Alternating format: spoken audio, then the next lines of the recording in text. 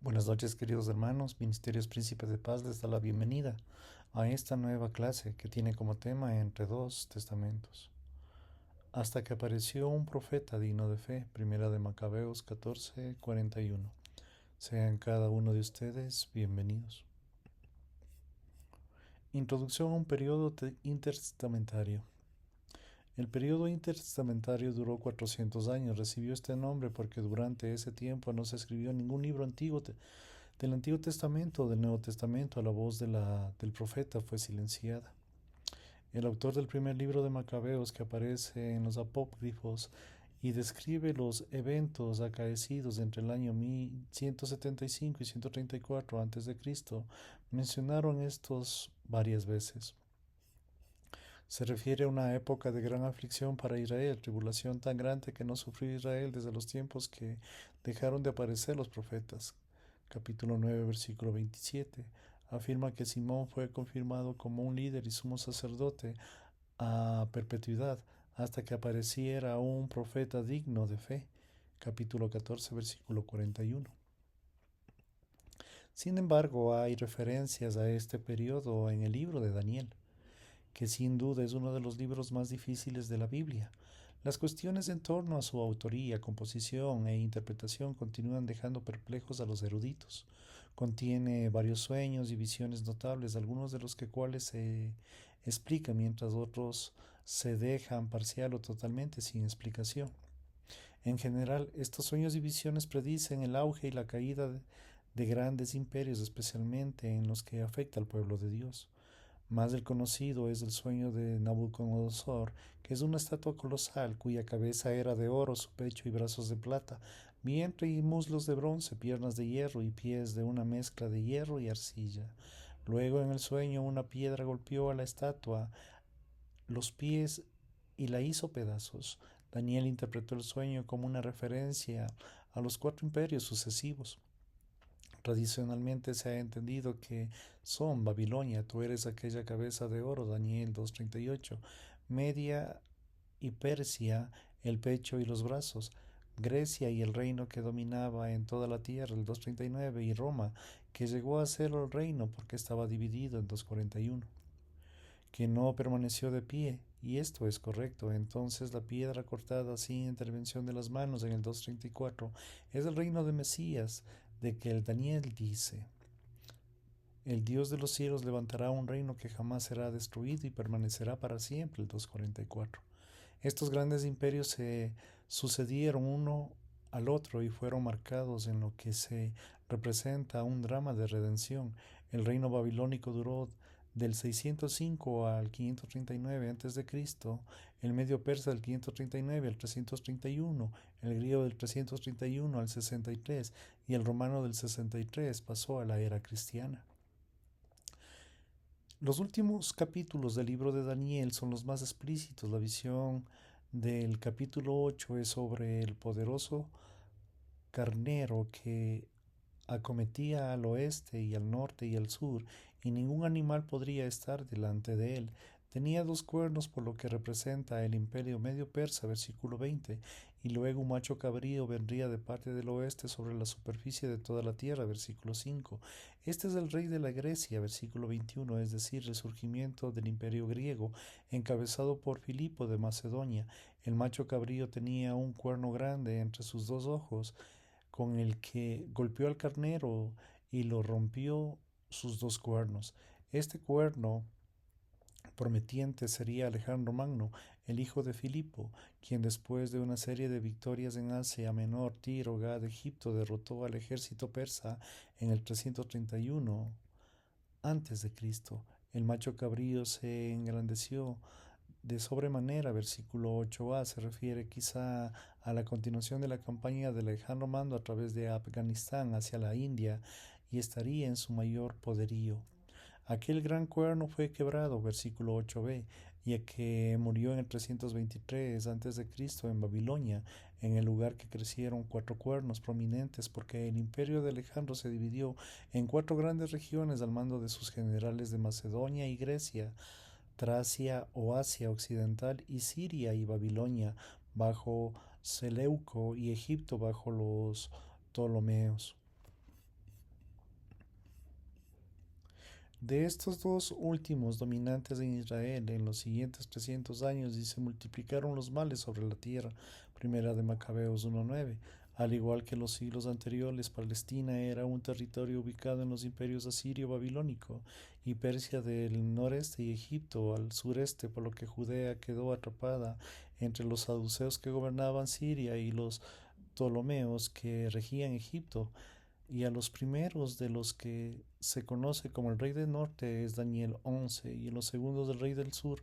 Ambas dinastías permanecieron hasta mediados del siglo I antes de Cristo. Las relaciones entre ellos iban desde la coexistencia recelosa a la hostilidad activa y guerra. Judea venía bajo el control del uno y luego del otro. Volviendo a la visión del macho cabrío, fue Daniel cuyo cuerno notable fue reemplazado por cuatro cuernos grandes en la visión que desarrolla de la siguiente manera. Uno de ellos salió un cuerno pequeño que creció mucho hacia el sur, hacia el este, hacia la tierra gloriosa, se engrandeció hasta el ejército del cielo, se engrandeció contra el jefe del ejército. Por él fue quitado el sacrificio continuo y en lugar de su santuario fue derribado. Él echó por tierra la verdad. Capítulo 8, versículos del 9 al 12. Este cuerno pequeño se aparenta como un rey de aspecto fiero que causaría gran ruina y destruirá las fuentes del pueblo de los del Dios Santo. Capítulo 8, versículos del 21 al 24. Sin duda se trata de Antíoco Epifanes del 175 al 163 antes de Cristo, a quien además se le designa como un hombre vil. Capítulo 11, versículo 21. En el año 167 a.C., Antíoco Epifanes ordenó la suspensión de los sacrificios del templo y la destrucción de las escrituras, la ascensión y la circuncisión de la observancia del sábado y las leyes sobre los alimentos. El clima llegó en diciembre cuando sucedió un nuevo altar a Zeus, el Señor de los cielos, de quien Antíoco pretendía ser la reencarnación. Sobre él se ofrecieron animales inmundos. De esta manera se quitó el sacrificio continuo de la abominación de la deshonra y profana del santuario. Capítulo 11, versículo 31. El edicto del rey que aplicó bajo pena de muerte a las provincias, así como Jerusalén, muchos prefirieron morir antes de ser deshonrados. Tuvieron lugar las torturas y masacres más espantosas, algunas de las cuales se describen en los libros de los Macabeos. Los mártires murieron a espada y a fuego, en cautividad y en despojo. Capítulo 11, 33. Es probable que el autor de la carta de los Hebreos se refiera a ellos cuando escribió uno de los torturados sin aceptar ser rescatados para obtener una resurrección mejor. Otros recibieron pruebas y burlas y azotes, además de las cadenas de la cárcel. Fueron aprendidos a aserrados, puestos a prueba, muertos a espada. El mundo no era digno de ellos. Hebreos 11, el 35 al 38.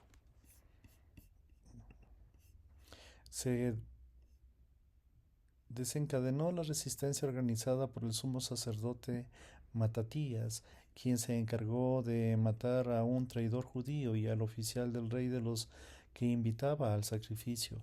Esto condujo a un periodo de guerra y de guerrillas en la cual se demolieron altares paganos. Los niños judíos fueron circuncidados a la fuerza y ejecutados por los que habían traicionado su judaísmo. Matías murió en el año 166 antes de Cristo y fue sucedido por tres de sus hijos, Judas, llamado Macabeo, y Epiteo, que quizás significa el martillo o el erradicador, aproximadamente en el año 166 al 161. Jonathan del 161 al 143 y Simón del 143 al 135. Los detalles de su revuelta contra el dominio gentil y sus extraordinarias hazañas militares constan en los libros de los Macabeos. Probablemente el momento de mayor triunfo fue en el año 164 a.C., cuando bajo el liderazgo de Judas Macabeo se purificó el área del templo, se restauró el templo mismo y se construyó y se dedicó un nuevo altar y se volvieron a ofrecer los sacrificios. Precisamente se inauguró en el altar con los cánticos, cítaras, liras, címbalos, en el mismo tiempo del mismo día en que los gentiles lo habían profanado. Primera de Macabeos 4:54. La guerra de independencia continuó por muchos años y la autoría política se logró en el 128 a.C. bajo Juan Hircano, hijo de Simón. Este fue sacerdote y líder de algunos que decían que hasta profeta y rey. Él y sus hijos anexaron una buena parte de los territorios que rodaban a Judea, pero en el año 63 a.C. el general romano Pompeyo entró a Jerusalén y penetró incluso hasta el lugar santísimo. Ante el horror de los sacerdotes, Judea se convirtió en un protectorado romano y la independencia judía se perdió una vez más. En el año 40 a.C., Herodes, quien ya había sido prefecto militar de Galilea y más tarde conjuntamente tetrarca de Judá, fue nombrado rey de los judíos por el Senado romano. Este rey, al que también se le conoce como Herodes el Grande, hablamos sobre él y además de Herodes en el capítulo 14. Él poco a poco reconstruyó su reino en el año 37 a.C., sin citar y tomar Jerusalén, ejecutó a Antígono, el último de los sacerdotes gobernantes macabeos.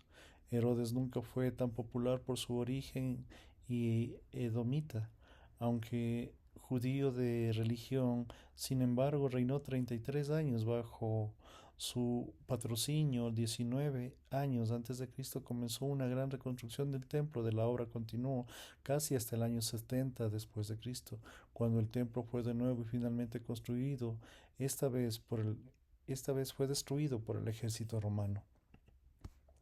Durante todo el tiempo de este periodo inquieto del gobierno de los macabeos se desarrollaron movimientos importantes en el Senado, en la comunidad judía, que posteriormente culminaron en los diversos partidos religiosos en los días de nuestro Señor. La revuelta de los macabeos fue ante todo una propuesta religiosa, un rechazo desafiante a aceptar cualquier influencia helenizante o griega. Nada provocaba más indignación en los macabeos que los sumos sacerdotes acomodados, instalados en su apoyo de los reyes de los seleucidas o sirios. Ellos son los seguidores, no son judíos regenerados ni los libros de los macabeos, que incluso quieren eliminar de la marca de la circuncisión y así imitar el estilo de vida griego, vestir a la moda griega y construir un estadio griego para competir en los juegos. Los judíos que evitaron toda contaminación con las influencias helenísticas fueron los Hasidim o piadosos. Eran profundamente separatistas y antepasados de los fariseos, preocupados más por la libertad religiosa que por la libertad política. Los asmorreos, el nombre de la familia de los macabeos, no se conectaban con la libertad religiosa, asimilaban también la independencia nacional, participaron en toda clase de intriga política y sus sucesores fueron los saduceos. Los celotes eran extremistas políticos que querían continuar con la lucha de los macabeos en la independencia. Eran agitadores revolucionarios determinados a toda costa a arrebatar a Roma su libertad. Cuando en la plenitud de su tiempo vino Jesucristo, el pueblo intentó una vez tomarle a la fuerza y hacerle rey, Juan 6:15, pero él se apartó de ellos. Tuvo que explicar que aunque ya era rey, su reino no era de este mundo. Juan 18:33-38, la libertad que ofrecía era una libertad de la tiranía del pecado. Si ustedes permanecen en mi palabra, serán verdaderamente mis discípulos y conocerán la verdad y la verdad os hará libres. Juan 8 del 31 al 32. Introducción a los apócrifos del Antiguo Testamento. La colección de libros referidos a menudo como apócrifos del Antiguo Testamento datan alrededor del siglo III a.C. hasta aproximadamente el año 100 después de Jesucristo.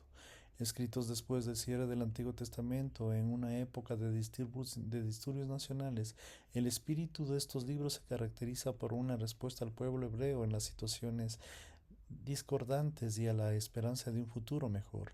La etimología apócrifo, que significa cosas ocultas, es engañosa.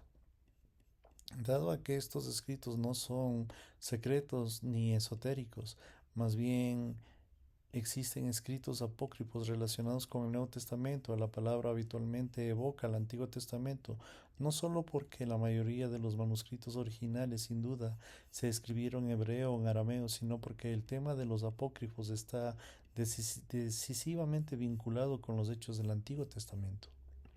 Además del uso limitado de este término apócrifo, se emplea a menudo con un sentido menos restringido para referirse a un grupo de escritos de condición inferior, que circulaban como títulos falsos. A estos documentos se los llamaba pseudoepígrafos, que incluyen Enoch, los Salmos de Salomón, los libros de Adán y Eva, el martirio de Isaías, el testimonio de los 12 patriarcas. Si bien los libros apócrifos se incluyeron en la Septuaginta, el Antiguo Testamento en griego, es dudoso que los judíos de los siglos anteriores a ella los hubieran considerado canónicos. El estatus de canónico provino de los cristianos que hablaban de habla griega, que aceptaron toda la Septuaginta sin evaluar críticamente los libros de procedencia y contenidos cuestionables.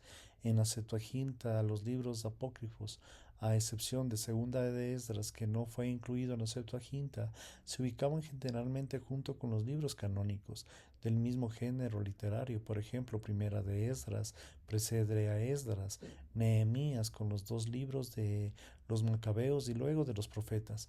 El libro de sabiduría de Salomón y eclesiástico acompañaban a la literatura sapiencial del Antiguo Testamento, como Baruch, que sigue lógicamente a Jeremías, mientras que la Vulgata siguió una disposición similar de las versiones inglesas desde la Biblia de los Coverdale de 1535 en adelante, y la versión española que coloca regularmente a los apócrifos después y aparte de los que tienen autoridad canónica.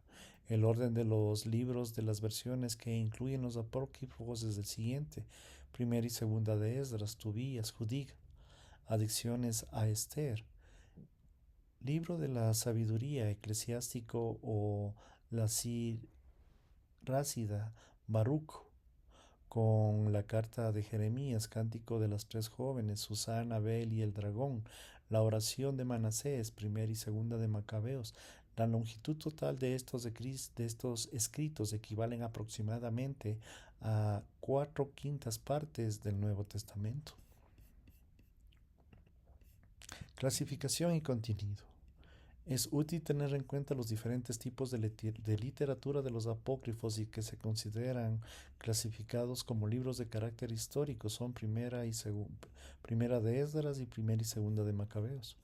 Primera de Esdras se escribió después de 150 años después de Cristo y contiene el material de Esdras bíblico. Sin embargo, comienza con un relato más temprano de la celebración de la Pascua en el año 18 del reinado del rey Josías. Los detalles de estos últimos años del rey de Judá son muy similares a los que se narran en 2 de Corintios 35-36. La conclusión es que Esdras lee la ley y tiene marcadas similitudes con Nehemías, y con todo la historia no menciona a este líder prominente.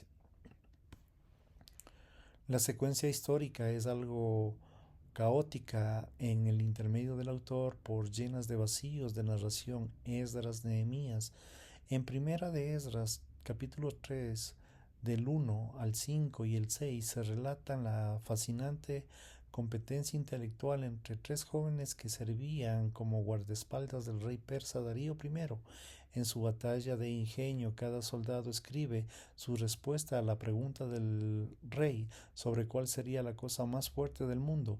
El primero escribe: el vino es el más fuerte, y defiende su creencia señalando que el vino ejerce una influencia poderosa, incluso tenible sobre todos los seres humanos, independientemente de la posición y de la vida. El segundo guardia llama la atención a la ilimitabilidad de la autoridad del rey, cuyos mandatos deben ser siempre obedecidos por todos los súbditos, aunque sus argumentos parecen ser más impresionantes que el primero. El tercer guardia, al que se identificó como Zorobabel, habla a favor de la fortaleza de las mujeres. Argumenta que los hombres nacen de ellas y dependen de ellas de por vida. Además, un hombre dará todo lo que posee en su devoción apasionada por una mujer cautivada. Dicho esto, Zorobabel comienza un discurso sobre otro tema, la verdad. Sostiene que aunque la tierra es inmensa, los cielos son altos, el sol se desplaza rápidamente por toda la creación magnífica de verdad. Todo en ella es digno de aprobación y sus juicios son justos. Aquello pertenece al poder de la majestad y desde todas las edades. Sea bendito el Dios valiente. Capítulo 4, versículos 39-40. A este pueblo respondió: grande es en verdad y más fuerte que todo. 4:41. En la defensa de la causa de la verdad, Zorobabel es victorioso y busca como un premio la fidelidad del monarca y su palabra empeñada de que se reconstruiría Jerusalén. Entre los miembros de la iglesia primitiva que fueron influenciados por primera de ellas están Cipriano, Agustín, que vincularon el conocimiento proverbial sobre la grandeza de la verdad, 4:41, con Cristo que es en su vida la encarnación, Juan 14:6, primera de Macabeos. Muchos consideran que este libro es el más atractivo de los apócrifos. Martín Lutero consideró que este libro era necesario y útil. Samuel Taylor Collarty declaró que inspirado lo suficiente como para ser realmente inspirado, escrito en hebreo alrededor del año 100 después de Cristo, trata principalmente del periodo de la historia de Judá que se ve del año 175 a 134 antes de Cristo. Narra el intento del gobierno sirio Antíoco Epifanes de establecer la adoración pagana entre los judíos y como revuelta unificada contra él dio lugar una notable victoria del pueblo judío. Además de este enorme conflicto militar, Primera de Macabeos cubre el periodo de las guerras de los Asmorreos, del ascenso de esa dinastía y el gobierno de Juan, identificado históricamente como un Juan Hircano. El libro contribuye con un discurso a la alabanza de los logros de este notable líder. El objetivo principal del autor es alabar a los héroes macabeos, a dar gloria a Israel y a relatar los poderosos actos con valor. Se relata la soberanía de Dios, a quien se reconoce como el que prevalece sobre los frágiles artimañas del hombre. A la vez, el autor acentúa la importancia de una buena planeación militar y el valor de hombres piadosos que toman la iniciativa en medio de la crisis. También es evidente que el escritor tiene un profundo respeto por la ley y el templo. Relata la victoria macabea con todos sus detalles. Ha recibido como un punto de referencia central para la celebración judía del Hanukkah, conocida como Fiesta de las Luces. Conmemora la nueva dedicación del templo como la consecuencia del triunfo judío sobre los sirios. La tradición recuerda como una cantidad muy pequeña de aceite ardió milagrosamente durante 8 días en la lámpara de los santuarios. Las familias judías tienen un candelabro especial con 8 receptáculos y cada día del periodo festivo se enciende una vela del recuerdo de aquel suceso extraordinario. Se ha sumergido que en Primera de Macabeos no fue aceptado como un canónico por los rabinos debido a los eventos de secularización de los asmorreos que ofendió profundamente a los influyentes fariseos. Segunda de Macabeos, compuesto quizá en el año 120 a.C. Segunda de Macabeos en realidad es una versión más corta del documento histórico escrito básicamente en un jumetio judío religioso de Cirene llamado Jasón. Su punto de vista es como de un fariseo ortodoxo, en énfasis especiales en cosas tales como la pureza del ritual, la santidad del templo, la restauración de los fieles martirizados. Predomina una amplia moralización y a menudo a la costa la precisión histórica, por ello en Primera de Macabeos es mucho más confiable en su documentación. Los eventos que relatan cubren un periodo que comienza poco antes del surgimiento de Antíoco Epifanes del 175 al 160 antes de Jesucristo, la resistencia de los judíos piadosos contra las influencias paganas a la dinastía saducea y el principal motivo de la preocupación entre los muchos temas que es el aborden en Segunda de Macabeos está la fidelidad en medio de grandes adversarios, capítulo 6 del 18 al 31, el rol de la intercesión angélica, capítulo 10, 29 al 11 al 13, 2, la resurrección de los muertos, del capítulo 7, el 11 al 23, el amor de Dios que disciplina, capítulo 6, del 10 al 12, el ofrecimiento de las oraciones y sacrificios del valor de los muertos, capítulos 12 del 43 al 45, el singular poder creativo de Dios, capítulo 7, versículo 28. El libro rinde homenaje al templo y se deleita en la instrucción milagrosa de tales jinetes celestiales que pelean en defensa de los valientes macabeos. Escrito en griego, y el autor seguramente esperaba inspirar a instruir al pueblo de Israel, a las naciones basadas en su única fe. El autor de la carta a los hebreos parece estar familiarizado con los crueles torturas que se describen en los capítulos 6 y 7 de este libro, y esto podemos leerlo en Hebreos 11:35. Entre los rabinos que podrían ser llamados del Ágada, según el cual la moral se comunica mediante métodos de ficción, se incluye Tobías, Judith, adiciones al libro de Esther y 3 ediciones de Daniel, Susana, Abel, el dragón, el cántico de los 3 jóvenes. Tobías, libro que data alrededor del año 200 antes de Cristo, presenta el cuento popular de un israelita llamado Tobit, que fue llevado al exilio después que de los asirios conquistaron Samaria. Cuando se dirigía a un pueblo a cobrar una deuda de un familiar, el joven Tobías, el hijo de Tobit, es asesinado por el ángel Rafael, quien lo ayuda a liberarse de Asmodeo, un espíritu maligno. Es evidente que la influencia persa de la narración, todos los persas suscribían un dualismo espiritual y Asmodeo es bien conocido en la demonología persa, además del desarrollo de la historia es notorio con muchos más temas y afirmaciones de doctrinas. A Dios se identifica llamándole Santo, Gran Rey, Rey del cielo, Rey de los siglos. Estos títulos que magnifican su gran poder, gloria y contemplan con expresiones la naturaleza amorosa.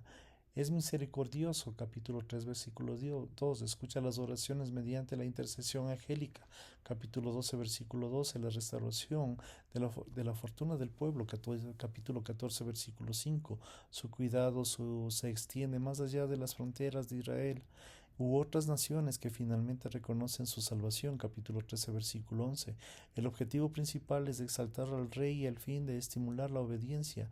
En este contexto se desarrollan de esta manera especial las obras de caridad. Tobías, capítulo 12, 8, 9, la limosna contra un ejemplo de las buenas obras que merecen la salvación. También se les da la prioridad al ayuno, a la oración como signos de una verdadera piedad. Incluso asistir al sepelio debidamente preparado tiene un lugar para la vida del piadoso. Es interesante notar que en el libro de la oración común, editado en 1549, contiene una oración de la ceremonia de casamiento que se basa en el relato de la ayuda del ángel Rafael que se le presentó a Tobías y a su esposa Sara. Judith es otra historia romántica que ilustra cómo Dios provee la justicia y vindica a los suyos. El libro toma su nombre de una joven judía viuda cautiva por los Holoformes, un general pagano que en ese modo encuentra la oportunidad de rescatar al pueblo y a la ciudad antes de decapitarlo. El libro presenta erróneamente a Holoformes como un general de Nabucodonosor e identifica al monarca como uno que reinaba Nínive sobre los asirios. Aunque ficticio e inexacto, el autor estaba familiarizado con la geografía de Palestina, a pesar de los muchos criptogramas en los que se disfraza los lugares reales. Parece que compuso poco después del conflicto entre los macabeos y Antíoco Epifanes. El autor trata de animar al pueblo a que sea fiel a Dios y obedezca su ley. A Judith se le describe como una mujer muy piadosa, ayuda, ora, con celo extraordinario, observa todas las fiestas y cumple con todo lo necesario para purificar ese ritual. Sin embargo, también es una mujer de gran sagacidad y valentía. Parece que el autor la visualiza como un contraparte femenina del audaz guerrero Judas Macabeo. Vivió muchos años rodeada de celebridad. Su muerte a la edad de 105 años causó un gran duelo en Israel. Capítulo 16 del 21 al 25. Adiciones al libro de Esther. Con estos escritos se pretende compensar la notaria ausencia del nombre de Dios en el libro de Esther. Extiende un relato a su contraparte bíblica con la idea de proclamar la verdad de la religión en el carácter único de Israel, de Dios en el mundo pagano. Capítulo 14, versículos 3 y 4. El libro parece desarticulado por la gran cantidad de material que se añadió del texto original, que fue una traducción de Esther del hebreo al griego, por lo menos un siglo antes de Cristo, por la mano de Lisamaco, un residente de Jerusalén, capítulo 11.1. Los episodios añadidos añaden 107 versículos al manuscrito original. En aras de la claridad se aconseja leer un libro junto con el tester canónico para tener un sentido cronológico de la narración. El libro es digno de notar la reafirmación de los principios de la teología judía que proclaman la omnisciencia, capítulo 13:12, la omnipotencia, 13:9, la justicia, en el capítulo 14, versos 6 y 7, de Dios, que también representa a Dios como un redentor de Israel, que elige a la nación sobre la base de las promesas del pacto, hechas a Abraham, capítulo 13, versículos del 15 al 17. Se destaca la oración como una verdadera marca de piedad, capítulo 13, 8 al 14, 19. Susana. Esta joya literaria ha inspirado a escritores, artistas, músicos a lo largo de la historia. En Susana, Daniel defiende a una mujer virtuosa contra las acusaciones calumniosas de los ancianos lascivos. La reivindica al exponer a los patentes inconsistencias de sus intrigas, examinándolas detenidamente. De esta manera se restaura la honra a la heroína, se descubre la maldad de sus adversarios. Desde el punto de vista moral, el autor muestra la importancia de la santidad, de la oración, de la confianza total en Dios. Además, se advierte claramente que Dios juzga inevitablemente a aquellos cuyos caminos no están a la altura de sus normas éticas. Algunos estudiosos ven un libro, una sátira de sistema judicial y los procesos legales de la época. No obstante, la presencia de Daniel en la historia brinda esperanza de que Dios produzca las reformas necesarias mediante las defensas de la justicia que se va a levantar. Bel y el dragón. Esta historia breve es una denuncia de la idolatría que expone la mala conducta de los 70 sacerdotes que ministraban ante la imagen de un dios diabólico, Bel, aka Maruk. Daniel se mofó de la falsa deidad y esto enfureció a sus adversarios, quienes presionaron al rey para que arrojara a Daniel al foso de los leones.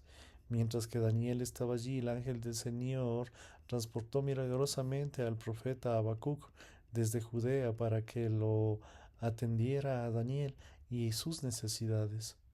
Después de una semana de confinamiento, el rey libera a Daniel y a los que habían tratado de provocar su muerte fueron arrojados al mismo foso. Los leones de inmediato los devoraron.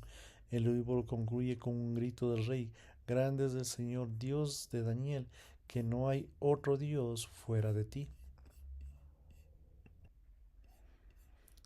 El cántico de los tres jóvenes. Esta adición a Daniel aclara el tercer capítulo del libro. Pretende dar cuenta de los eventos acontecidos entre los versículos 23 y 24. Esta es la única de las llamadas adicionales que trata de completar el evento real del libro de Daniel. Abed-Nego, Azarías, ora en medio del fuego, confiesa sus pecados y los de su nación y pide abundante misericordia a Dios. Versículo 18. Dios responde enviando el ángel del Señor para rescatar del horno de él a sus piadosos compañeros. Luego sigue lo que se conoce como Cántico de los Tres Jóvenes Santos. La oración revela las condiciones de las pruebas que existían en la época de los macabeos y durante la persecución de Antíoco Epifanes. Frente a las tribulaciones, el autor anima a su pueblo a que lo busque el rostro de Dios y confíe de su liberación. Versículos 16-18. El cántico se esfuerza por atraer a toda la creación para que adore al único Dios y verdadero. Se evidencia un cierto tipo de le tenía en la frase de menudo que repetía: cantad himnos ensalzable de los siglos, versículos 35 y 38. Hay otros dos escritos que se clasifican como literatura sapiencial: Sabiduría de Jesús, hijo de Sirac, conocido como Eclesiástico, y Sabiduría de Salomón. Ambos son característicamente didácticos. Eclesiástico es el más extenso y valioso de los libros apócrifos. Se escribió alrededor del año 180 después de Jesucristo. Su autor, que viajó extensamente, capítulo 34, 11 y 12, sin duda estaba familiarizado con la literatura sapiencial del Antiguo Testamento. Después de enseñar sobre la variedad del tema, en el capítulo 51-23 escribió en hebreo bíblico los principios que comunicó de manera oral a sus estudiantes. Medio siglo después, de su nieto tradujo al griego sus escritos para beneficiar a los judíos de Alejandría. Al igual que los proverbios, el material se presenta las coplas paralelas de varios intereses que abarcan no solo grandes temas teológicos, sino también cosas tales como el control, el apetito, los buenos modales en la mesa, incluso la forma de masticar los alimentos, las relaciones materiales y el trato correcto de los hijos. El tema más largo, dedicado al elogio de los hombres notables, ocupa los capítulos 44 al 50. Encontramos muchos del espíritu del saduceo, porque se considera mayormente la inmortalidad como el recuerdo de la honra de las futuras generaciones de los que han vivido honorablemente. Eclesiástico ve en la ley un medio para vivir honorablemente. Los mandamientos de Dios son el único antídoto contra la inclinación pecaminosa del ser humano. Cuando los seres humanos andan en malos caminos, Dios usará su rebeldía para realizar su propósito eterno. Enoc agradó al Señor y fue arrebatado. Capítulo 44, versículo 16. Tiene en Hebreos 11:5 un paralelo notablemente cercano sobre la base de Génesis 5:24. Sabiduría de Salomón. Este escrito judío estrictamente ortodoxo emplea el nombre de Salomón, tal vez con la esperanza de lograr una audiencia más amplia.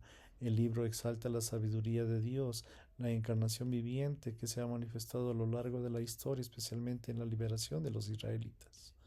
El autor también ataca la idolatría en una manera similar a la acusación mordaz de Pablo a los romanos. Algunos datos del libro alrededor del año 40 después de Cristo, en los días cuando el emperador Gallo o Calígula ordenó que su imagen se erigiera en el templo.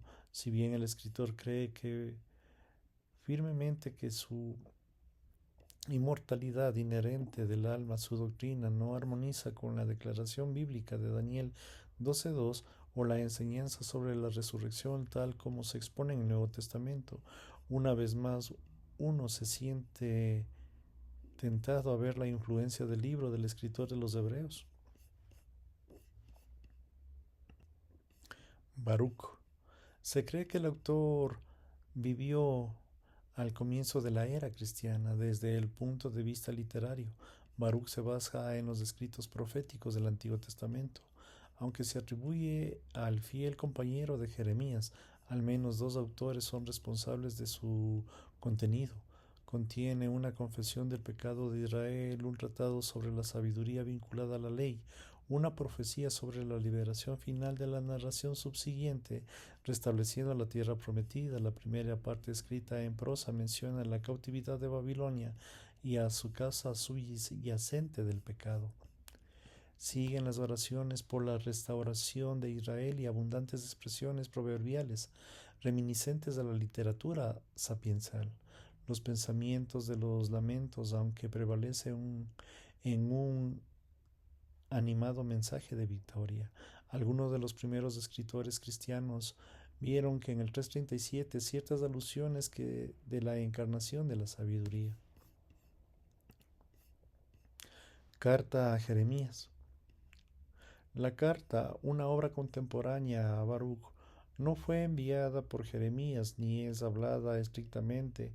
Es una carta, es más bien un propósito sincero de un israelita preocupado por proteger a su pueblo contra la locura de abrazar una forma de vida debajo de los estándares de su antigua fe. Escrito quizá tan temprano como en el 300 antes de Jesucristo, tiene un carácter de sermón repetidamente hecha que por tierra la idolatría de los paganos en cuanto afirma sus ídolos no son dioses. Oración de Manasés. Es una obra devocional que aparece primero en la literatura en el siglo III. Contiene una oración de arrepentimiento y confesión de pecado. En el rey Manasés de Judá pudo haber pronunciado cuando fue llevado a Babilonia por los asirios, segunda de Crónicas, capítulo 33 del 11 al 13. Alguien que al perder no pudo encontrar la oración, alude a segunda de Crónicas 33:19, compuso una súplica espiritual considerada y adecuada para el monarca. Si bien es muy breve, habla sobre la compasión de Dios, ofrece y verdaderamente se arrepienten. Expone la grandeza del amor de Dios como apariencia de la disposición de salvar al mundo, cuyos 55 años de reinado deshonroso se caracteriza por la evaluación y abundó hacer lo malo ante los ojos del Señor. Segunda de Esdras. Esta obra apocalíptica circuló a comienzo de la era cristiana, fue la única entre muchas que fue aceptada como parte de los apócrifos. El corazón del libro consiste en 7 volúmenes del futuro, dudas, respuestas a Esdras cuando estaba en Babilonia. Su tendenciosa teología judeocristiana profetiza el rechazo de los judíos a favor de la iglesia cristiana. Los capítulos finales denuncian el pecado y se mencionan las oraciones en particular por su conducta repugnante. Se discierne una vena poética en la obra a pesar del simbolismo a menudo desconcertante y fanático. El pesimismo del autor se equilibra con su creencia en la justicia, misericordia y liberación de Dios. Los apócrifos del Nuevo Testamento. Además de los 14 libros apócrifos del Antiguo Testamento, hubo autores desconocidos cuyas obras influyentes se produjeron en el siglo II después de Cristo hasta el siglo IX. Sus escritos sugirieron una gran medida a modelo de los evangelios, epístolas del Nuevo Testamento y trataron de completar, corregir, incluso sustituir los libros establecidos del Nuevo Testamento, donde los 4 evangelios callan y describen varios evangelios apócrifos para resolver las cuestiones relativas a la infancia y a la vida adulta de nuestro Señor. Tal fue la motivación que dio lugar al Evangelio de Armenio, de la infancia del protoevangelio de Santiago, el Evangelio de Tomás, el Evangelio de Nicodemo, el Evangelio de Bartolomé.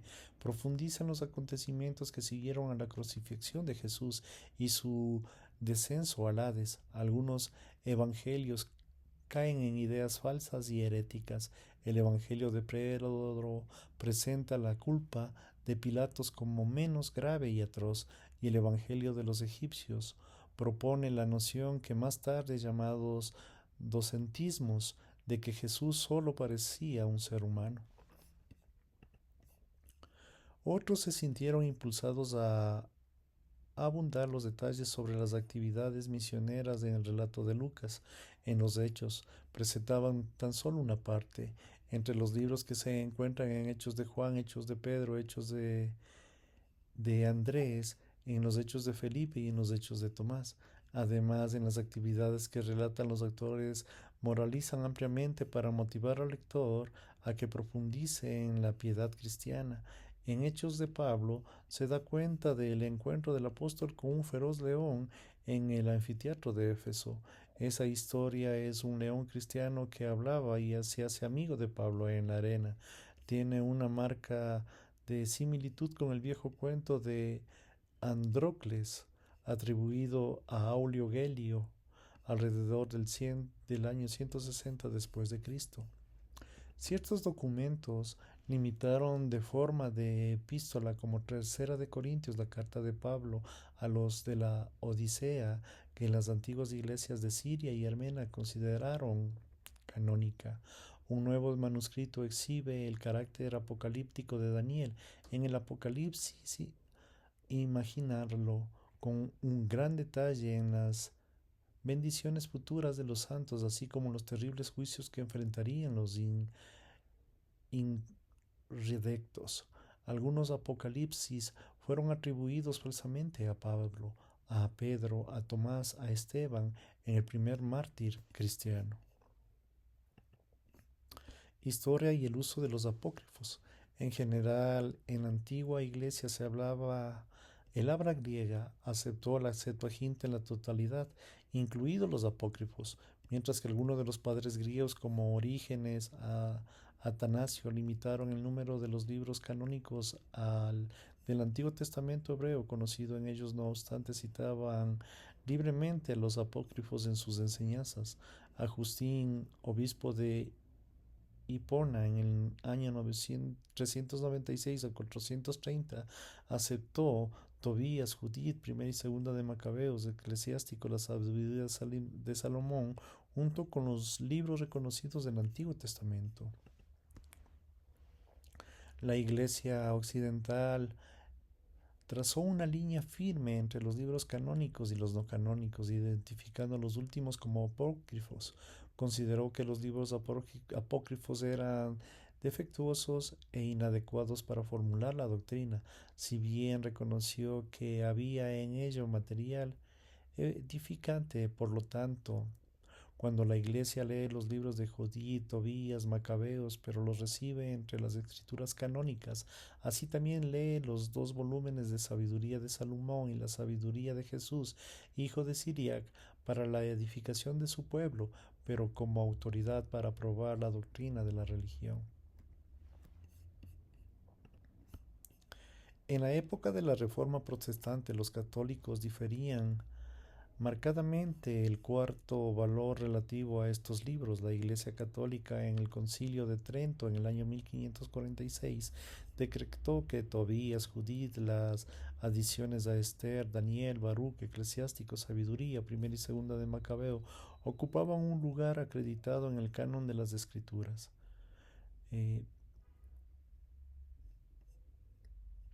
Los protestantes, como los luteranos, los anglicanos, siguieron la posición de Lutero. Aquí, en el tiempo que negaba la autoridad bíblica de estos libros, los consideraba útiles y buenos para leer. Por otra parte, las iglesias reformadas clasificaron los libros como un igual valor que cualquier otro escrito humano. En esa convicción fue claramente decidida la confesión de fe de Westminster en el año 1646, que decía: Los libros canónicos, comúnmente llamados apócrifos, no pueden ser inspirados de forma divina, no forman parte del canon de las Santas Escrituras y por lo tanto no son autoridad para la Iglesia de Dios, ni deben aceptarse ni usarse, sino de la misma manera que otros escritos humanos. La evaluación. A pesar que hay un cierto parecido en los libros bíblicos de los apócrifos que abundan, probablemente refiriéndose a su autoría, precisión histórica e integridad espiritual, los rabinos, los llamados libros externos, y el pueblo hebreo nunca consideró dignos del estatus canónico. También es evidente que nuestro Señor Jesucristo y sus apóstoles aceptaron solamente el canon de los hermanos israelitas reconocieron desde que hacía muchos años. Si bien se percibe ciertas expresiones paralelas del Nuevo Testamento en conjunción con los de la literatura sapiencial, Efesios 6, 13 al 17, Sabiduría, capítulo 5 del 17 al 20, Hebreos 11, Eclesiastés 44, estas corresponsabilidades no indican que los escritores del Nuevo Testamento dependieran de los apócrifos para su inspiración. Los libros apócrifos no fueron rechazados por la Iglesia en ninguna reunión especial en un cuerpo eclesiástico. Por el contrario, la falta de mérito de los libros se hizo evidente cuando el pueblo de Dios simplemente los leía junto a aquellos libros muy verdaderos ya reconocidos como canónicos. No obstante, también es verdad que el apócrifo contribuye de manera muy valiosa al permitirnos entender de mejor clima social, político y religioso de los contemporáneos de Jesús y el de las generaciones que siguen en su venida. Los apócrifos nos ayudan particularmente a hacer una idea de la vida, del pensamiento del pueblo judío durante aquel periodo de tiempo tan importante de la historia que precedió inminentemente a la venida de Cristo.